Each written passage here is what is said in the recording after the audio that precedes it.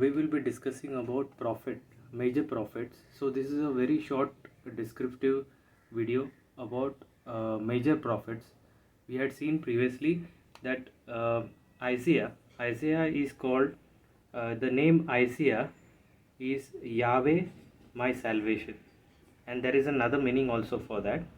So Yahweh my salvation is the simpler meaning. Okay, so prophet Isaiah, this is a very short descriptive video so that you can get a brief important points about the major prophets. So major prophets and the minor prophets we will be discussing in the later part of the video. So the first major prophet is prophet Isaiah.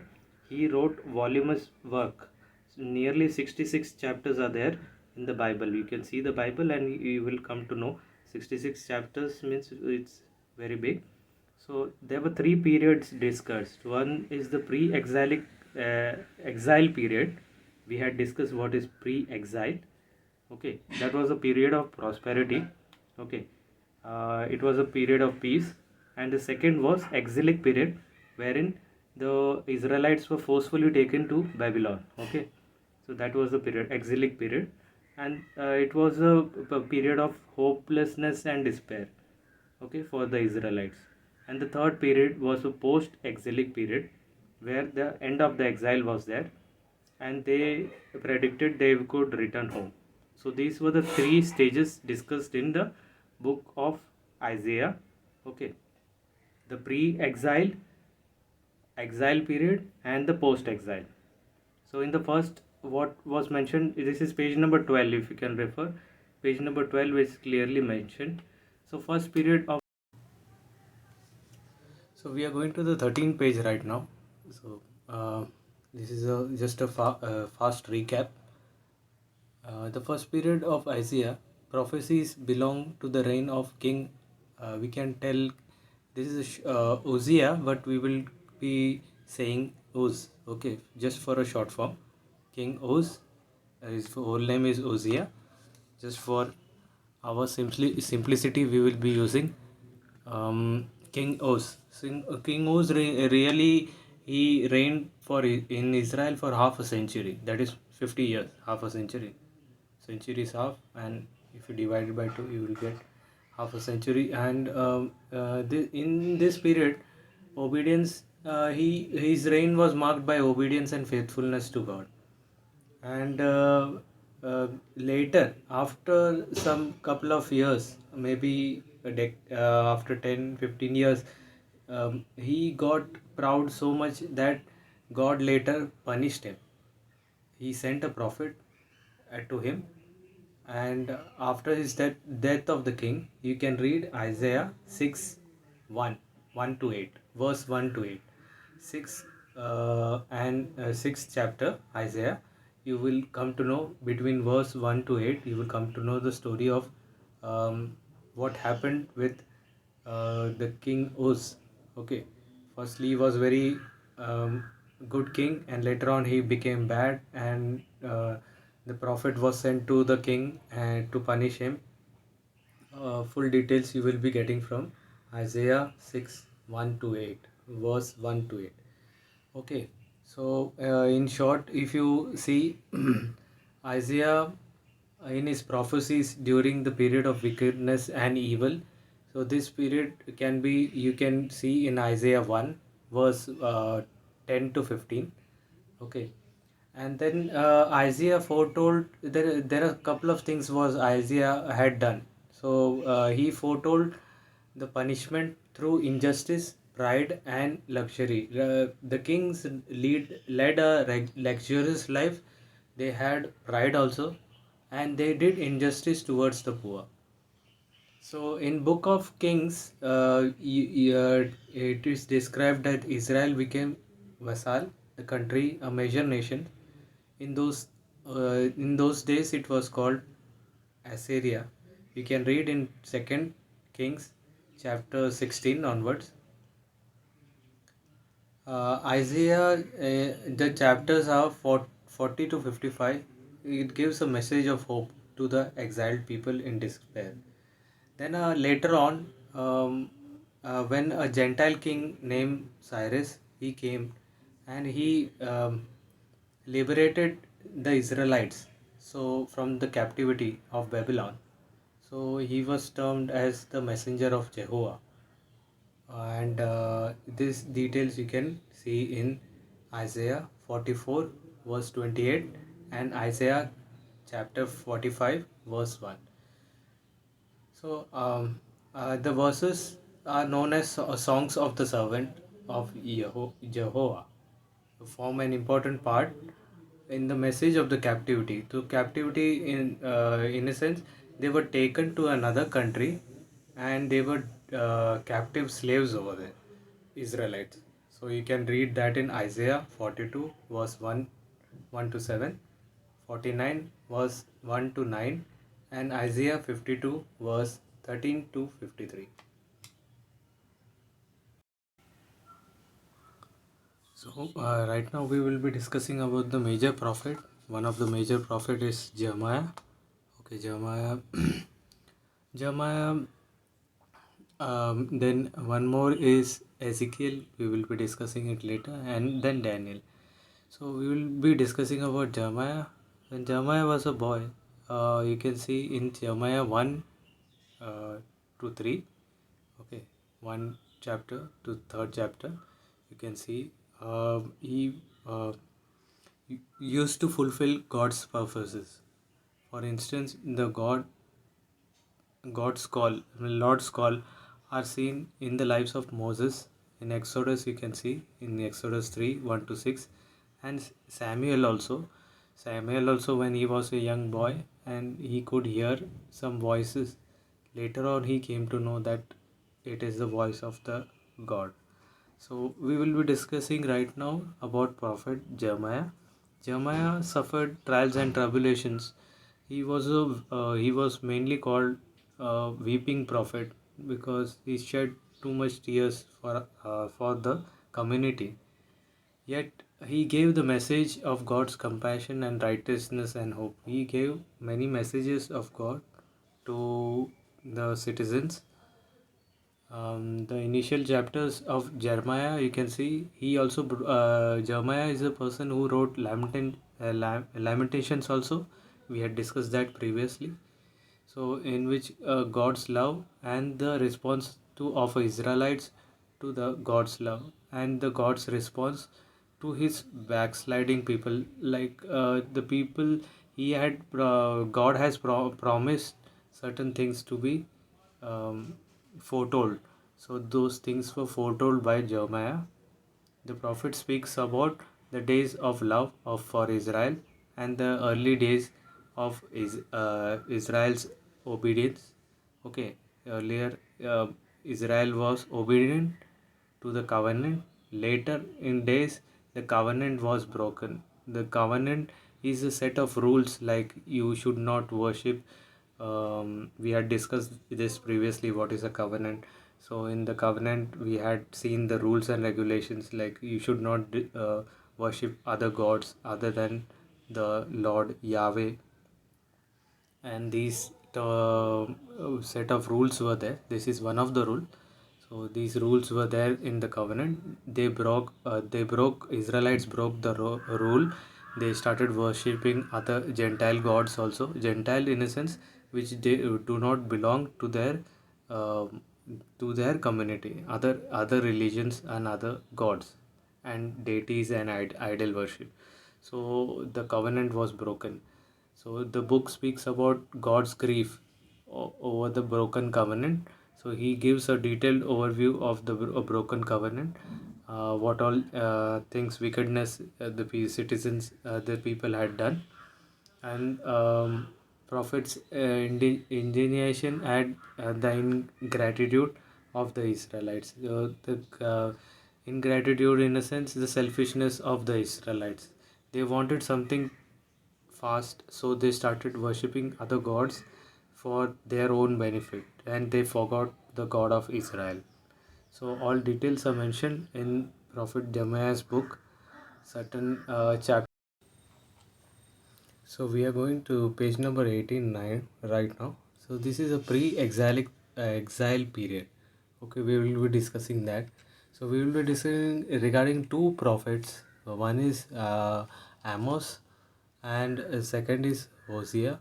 Okay, so Amos, you can see over here. Regarding Amos, prophet Amos proclaimed justice, and Hosea practiced love of God. Micah is also one of the prophet. He announced the supremacy of the God. Okay, so these three are the minor prophets. Okay, and more three are there. We will be discussing that later. So pre-exile period, we need to discuss that. This is near about the 8th century, where the king Jeroboam II, his expansion over the country's territory and the economic prosperity. There was a peace and prosperous time. So the continuous increase in peace and in luxury. Luxury, in a sense, the kings and their ministers used to live a luxurious life, and they exploited the poor and the injustice and the carelessness, the laziness. This is in detail discussed in Amos 4, okay, and Amos 5. Amos 5, verse 10 to 12. And in Micah, you can see it is Micah 1, verse 5 to 6, and Micah 3, verse 9 to 11. So the spiritual realm and became polluted, and the social sphere was in shambles during this period. Along the increase of the wealth and the external expression of the expressions of worship of God also increased. Okay, so worship of other gods and other false things, like it is mentioned in Amos 4 or verse 4. Then the prophets exhorted to eschew evil and embrace the goodness, and lead a righteous and worship God from strong foundation of truthful life. So Amos, he stated to come back to return to God. So Amos 5 verse 15 and Amos 5 verse 24. Then Micah 6 verse 6 to 8. So these verses you can check in the Bible. You'll come to know regarding the Israelites, what life they were leading. So we will be discussing about Hosea. So Hosea's prophecy. So Hosea's book of prophecy give us the great insights into relationship between him and the human being. So there existed adverse conditions in three different levels. First, there was a faithfulness in the relationship with God, and then secondly, the social religious standards had deteriorated. Thirdly, the false personal life and badly affected the family and the social life. There were three categories. First, the faithfulness to God. It is mentioned in Hosea. So we will see chapter wise. There are three broad splits. So we will see how Hosea is split. The book of Hosea is split.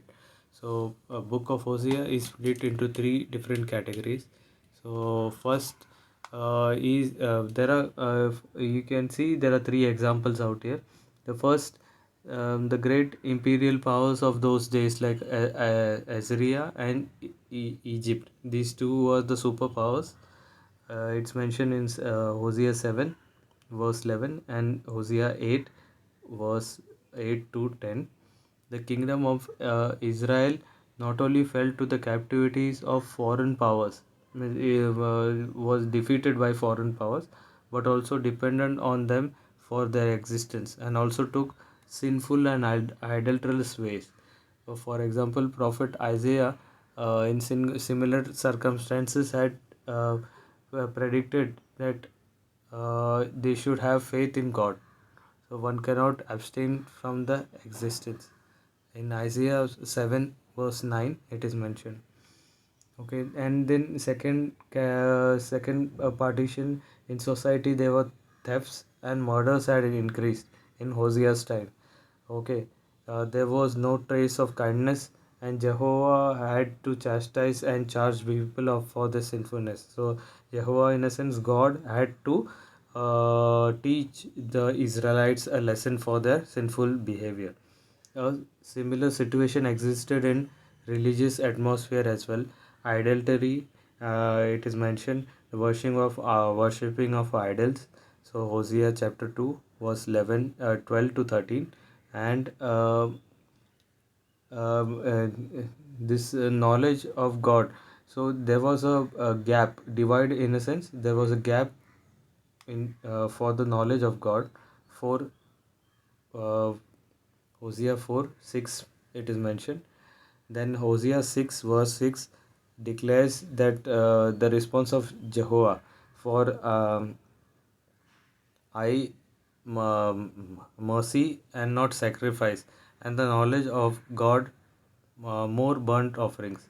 This points out to the total absence of God's grace in life, even for making offerings to God. Then the third partition is the prophet quotes the case of his own life for his own wife. Okay, as an example for deterioration and faithfulness in personal life. Okay, she showed infidelity to the prophet. Okay, in Hosea 1 verse 2 to 3, and the prophet sees its characteristics of the for the of the whole nation.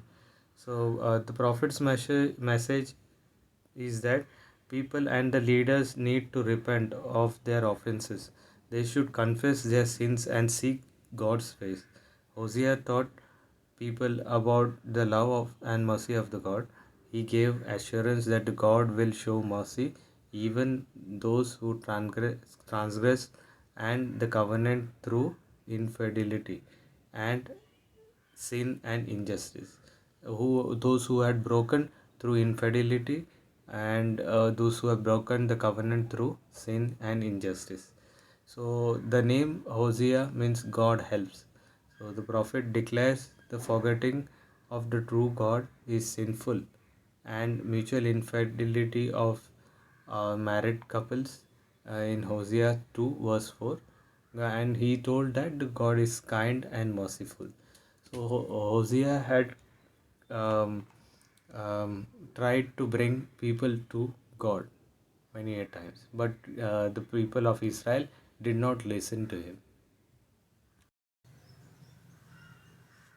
Now, on page number 20, we will be discussing about three more minor prophets. Firstly, we will be discussing about Prophet Nahum, then we will be discussing about Prophet Habakkuk, and then we will be discussing about Prophet Zechariah. Okay, these three prophets we will be discussing right now. So Nahum, you can see before just you have to go through the history first. So previously this is the time of slavery and the people are suffering. Okay, the people of God, the Israelites are suffering. So Nahum prophesied that God would save the people of Israel who were crushed under the cruelty of Assyria. Okay, Assyrian Empire had invaded Israel and they had taken Israelites as slaves. So he also predicted the destruction of Nineveh, okay, on account of its cruelty. Nahum has had predicted that Nineveh will be destroyed. There were similar prophecies in Habakkuk also. Habakkuk, if you see 1 verse 5 to 9 and Habakkuk 16 to verse 2 to 4, you can see clearly that Habakkuk had also prophesied the same thing. It was a period that Assyrians who ruled over the nations of the world and were defeated by the Babylonian Empire. The Babylonian Empire also defeated them. Okay, so this is written in Habakkuk 2 1 to 2, and Habakkuk 4 to 8, and Habakkuk chapter 3 verse 8. Prophet Habakkuk had made prophecies in the background of sinfulness and idolatry. Idolatry, you already know, it is idol worship. And in the 18th century, around 18th century before Christ. So this prophet had raised the voice against the love for wealth. So people were very hungry for wealth. They wanted more money and lack of mercy, lack of forgiveness. Mercy means forgiveness. Idol worship, you already know. Alcoholism was plenty in that point of time. Habakkuk has mentioned in verse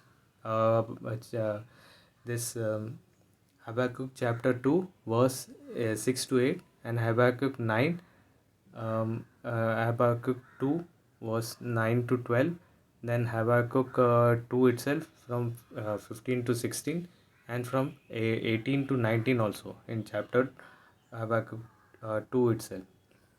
Okay. There were other prophets also like Haggai, Zechariah, Obadiah, Malachi. They were also giving powerful message to the people of God. So prophets like Haggai and Zechariah, they took their ministry. Ministry means their prophecies during the period of ascendancy of the Persian Empire. When Persian Empire came and in place of Babylon, Babylon had attacked them, and after that Persian Empire also came. So Persian Empire, they attacked Babylon and they conquered Israel. So Cyrus, the king of Persia, liberated the Jews from the captivity and allowed them to return back to the homeland. Okay, who had liberated Cyrus, the king of Persia. The people returned to Judah. I had told this the story of Judah, how Judah was formed in the previous lecture. Apart from the decree of Cyrus, Prophet Haggai also asked them to get engaged in the restoration of the temple. This Prophet Haggai, he played a very important role when the temple of Jerusalem was destroyed. So Haggai, he prophesied that the temple should be rebuilt once again. So Prophet Haggai prophesies that it is the will of God to restore the temple of Jerusalem. So Haggai in chapter 1 verses 3 to 15, and Haggai in 2, Haggai 2, Prophet Haggai 2 in verse 2 to 9. So you can see those prophecies in these verses, but the people paid no attention to him. As usual, people of Israel, they were least bothered. And the theme of Haggai of the unfinished temple and his mission is to admonish and encourage the builders. So this is the unfortunate incident that what happens to the prophets. The people don't listen to the prophets. Okay. Now we will come to Prophet Zechariah. Zechariah asked the people to build the temple as well. He also followed after Haggai.